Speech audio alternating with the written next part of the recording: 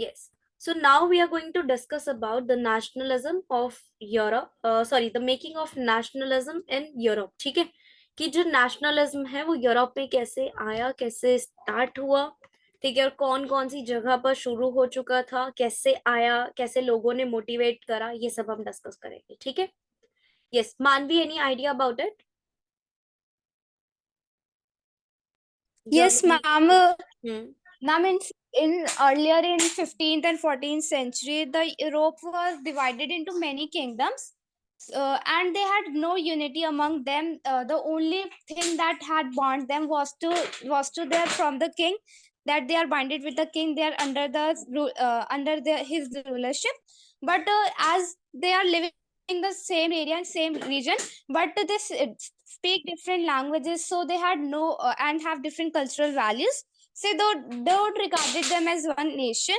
And so this is also shown, and this is shown that one class was very dominant among them all, that was the rich class, also known as aristocracy.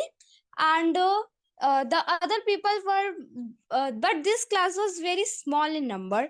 The majority of the people were peasants.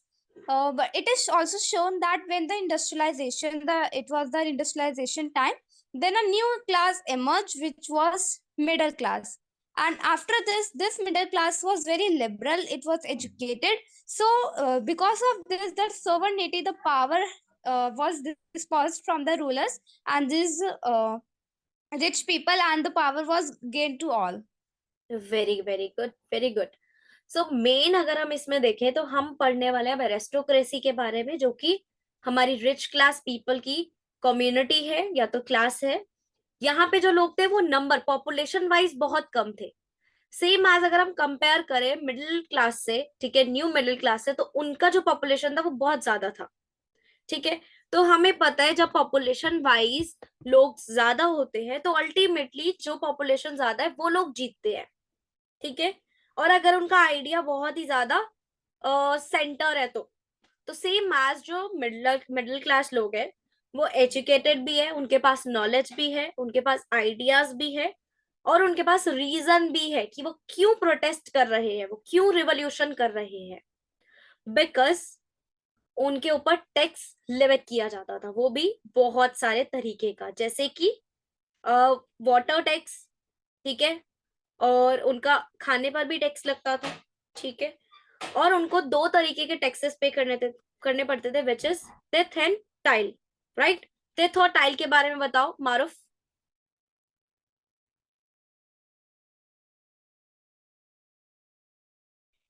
The tithe was a tax that was directly paid by states, and uh, tithe was a tax which was directly paid by church.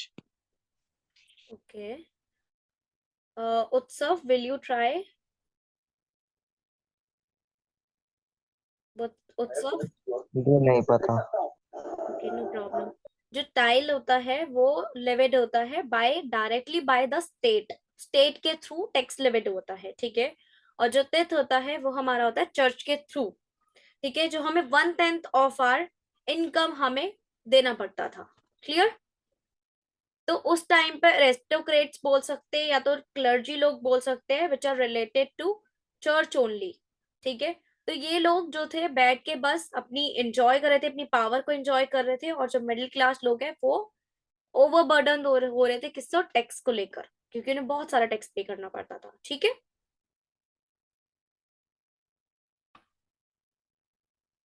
Clear. Yes. Clear. Yes. Sachin, यहाँ से आपको read out करना है ये पूरा blue mark जो मैंने किया है. ठीक है. और एक एक वर्ड पे एम्फसाइज करके रीड आउट करना, सो दैट सबको यहीं से समझ आ जाए. ठीक है. ओके जी. Start reading. The aristocracy was the demon, dominant class on the continent politically and socially. The majority of the population was made up of the peasantry. Industrialization began in England in the second half of the 18th century. New social groups come into being. being the working class population and middle classes made up of industrialization, businessmen, professionals.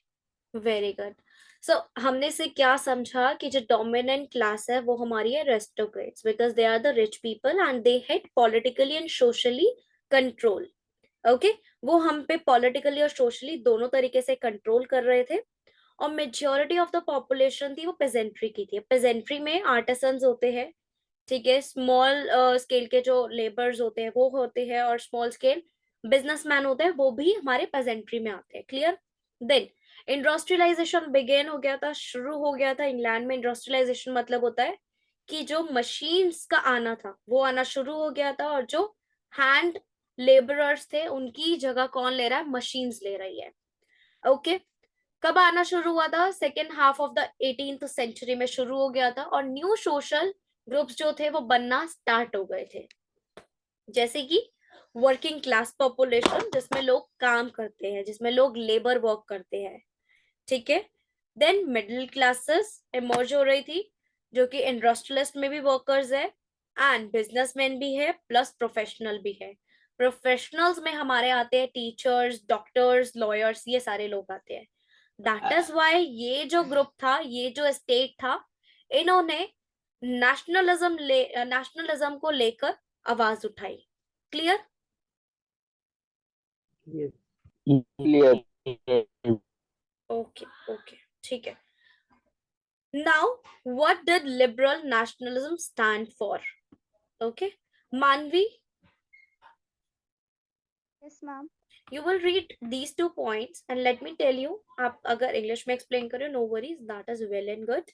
But आपको हिंदी में भी explain करना है, जैसे कि 2 lines you spoken English, 2 lines you spoken Hindi, ठीक है, मतलब मिक्सचर में, सो दैट जो सामने वाला सुन रहा है वो सारा अच्छे से समझ ले. ठीक है. Fine, ma'am. You can start मानवी. Ma'am, so read करना है फिर explain करना है. Yes, you first you have to read, then you have to explain, and explain it Hindi and English both. Okay. Ma'am, sorry, ma'am, आपकी voice break. No problem. I said सबसे पहले आपको इसे read out करना है, like first point you read, right? After that you have to explain in both languages, Hindi English both, because हमें नहीं पता कि जो हमारी वीडियो देख रहा है वो कौन है, कौन से मीडियम से है. ठीक है, क्या पता उन्हें हिंदी अच्छी समझ आती हो, क्या पता उन्हें इंग्लिश आती हो, हिंदी ना आती हो. तो सो दैट इज व्हाई हमें दोनों लैंग्वेजेस में एक्सप्लेन करना है. ठीक है मानवी. Fine, ma'am. Okay, start. The term liberalism derives from the Latin root liber, meaning free. The right to vote and to get elected was granted exclusively to property owning men. Sorry, ma'am, मैं बीच में interrupt हो गई थी, मैं start करूँ फिर से. No worries, you can start again. The term liberalism derives from the Latin root liber, meaning free. The right to vote and to get elected was granted exclusively to property owning men. Men without property and all women were excluded from political rights.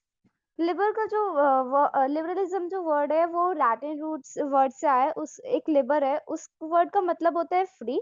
तो liberal nationalism था, इसका different different meaning different था, एक political sphere में, economic sphere में, social sphere में.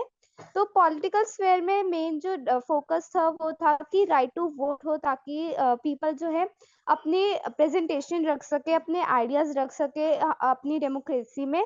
तो जो पहले जो राइट टू वोट दिया गया था, सिर्फ और सिर्फ जो प्रॉपर्टी ओनिंग मैन थे, जो टैक्स पे करते थे थर्ड स्टेट के, उन्हें ही दिया गया था. और जो विदाउट प्रॉपर्टी मैन थे और जो सारी वुमेन्स थी, उन्हें सब टैक्स इन सब से एक्सक्लूड रखा गया था. सोशल जो लिबरल नेशनलिज्म थी उसका सोशल स्फेयर में मतलब था कि राइट टू प्रॉपर्टी, हमारे पास राइट टू इक्वालिटी है बिफोर द लॉ.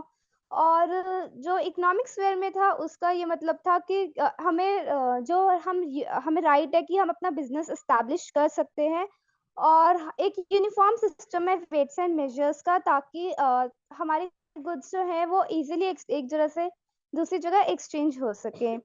तो इसी इनिशिएटिव पे 1834 के अंदर एक कस्टम यूनियन जो जर्मन स्टेट था वो 39 कन्फेडरेशंस कर दिया गया था at the time of treaty of Vienna in 1815. तो फिर 1834 के अंदर जो प्रशिया ने कस्टम यूनियन ज़ॉल्वरेन फॉर्म किया था, उसके अंदर सारी बाकी जो जर्मन कन्फेडरेशन थी वो भी आ गई थी। इसके अंदर उन्होंने टैरिफ बैरियर्स को भी अबॉलिश कर दिया गया था और करेंसीज जो थी उन्हें 30 to 2 कर दिया था। पहले जर्मन के अंदर बहुत there were many currencies as there were different estates, and each confederation has their own system of weights and measures. Some had LL, and some had LL, and different marks were there, different for one. LL stands for 6 meters, 6.5 meters in another, and in some another. So a uniform system was made so that the exchange process was fine. Very good मानवी, very good. बहुत सारा मानवी ने extra भी add on कर दिया है, ठीक है। और आपकी बुक में बहुत अच्छे से ये वाला टॉपिक एक्सप्लेन है, जो भी मानवी ने बताया सब कुछ उसमें लिखा हुआ है, एक बार रीड आउट कर लेना बुक से, ठीक है। Okay. Okay, yes, is it clear? Yes. Yes, very clear. Okay. Now, Maruf, you will start from here. A new conservatives after 1815. ठीक है, थोड़ा सा मारूफ बताएगा, एंड आफ्टर दैट उत्सव विल स्टार्ट। ओके उत्सव? Yes, दी। हाँ, और पहले केशव को बोल दो साइड हो जाएगा, ठीक है, सो दैट आपकी प्रेजेंटेशन खराब ना करे। Maruf, this point you will explain, and after all the points will be explained by Utsav only. Yes, Maruf. Maruf, just a minute. Your Okay. Voice बहुत क्रैक हो रही थी, 1 मिनट। हाँ, अब स्टार्ट करो।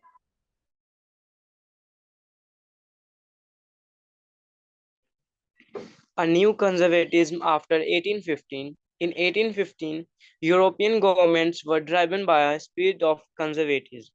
Conservatives believed in monarchy, the church, social hierarchies, property, and that the family should be preserved. Very good. Now next one, Utsav.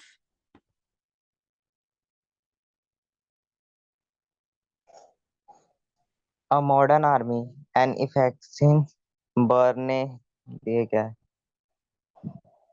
हाँ जी, bureaucracy, efficient bureaucracy, a dynamic economic, A and dynamic abolish. economic, abolish after feudalism. अरे यार ये क्या है? Very good. Feudalism and serfdom could strengthen the autocratic monarchies of Europe. अब first point से हमें क्या समझ आया?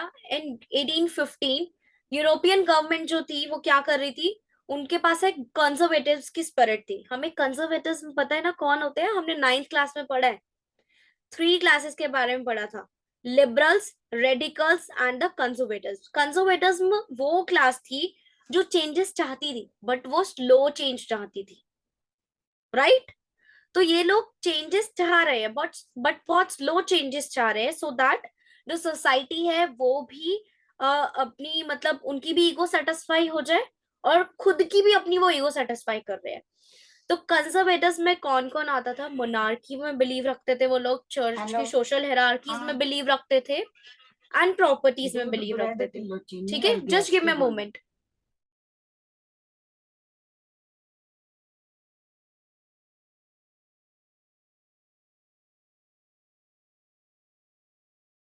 हाँ जी, sorry for that.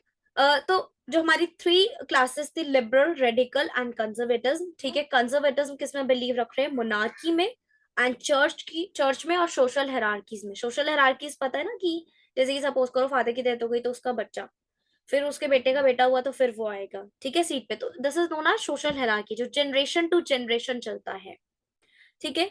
And property and that the family should be preserved, okay. Then the second point is a modern army and efficient bureaucracy. ये सारी चीजें क्या करी जा रही है? स्ट्रेंथन की जा रही है, स्ट्रेंथन की जा रही है, सो दैट उनका जो वहां का जो कल्चर है, कल्चर बोल सकते हैं, या तो जो सिटीजन्स की लाइफ है वो अच्छी चल पाए, इसलिए वो अपने आप को स्ट्रॉन्ग करने पे लगे हुए हैं। मॉडर्न आर्मी उन्होंने बनाई है, ठीक है। एफिशिएंट ब्यूरोक्रेसी उन्होंने स्टैब्लिश करा, डायनामिक इकोनॉमी रखी उन्होंने, और एबॉलिश करा फ्यूडलिज्म को। नाउ कौन बताएगा फ्यूडलिज्म क्या होता है? Very very very important term. May I? Yes Maroof.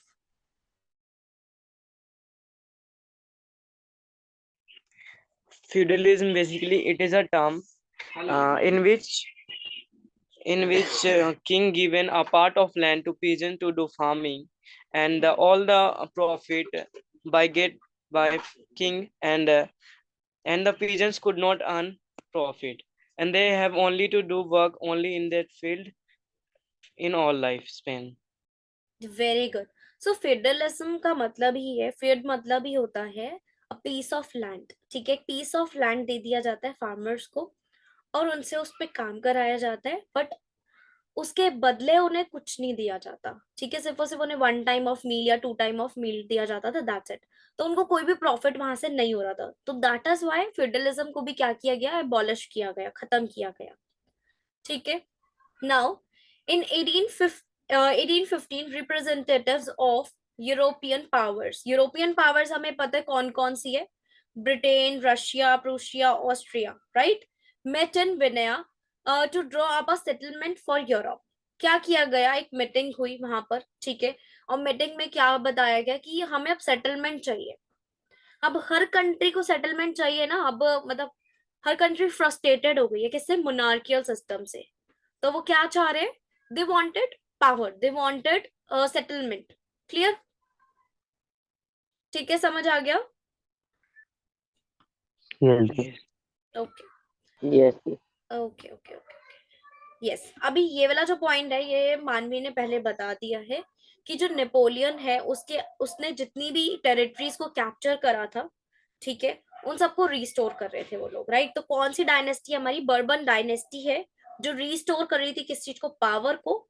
And France को जो लॉस्ट हुआ था, टेरिटरीज जो लॉस्ट हुई थी, उन सबको क्या कर रहा है वो, अब दोबारा से रिस्टोर कर रहा है, दोबारा से रीगेन कर रहा है.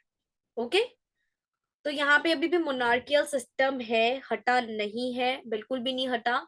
यहाँ पे हम बता रहे हैं कि कैसे कैसे क्या क्या स्ट्रगल चल रहा है. ठीक है, is it clear? Yes. Clear. ठीक है, एक बार अच्छे से ये वाले सारे पॉइंट्स देख लो. ठीक है, टेक 2 to 3 मिनट्स और काइंडली बुक से रीड आउट कर लेना बिकॉज इसमें बहुत शॉर्ट पॉइंट्स लिखे हुए हैं. ठीक है, Okay. Take 5 minutes and revise everything, then we'll continue.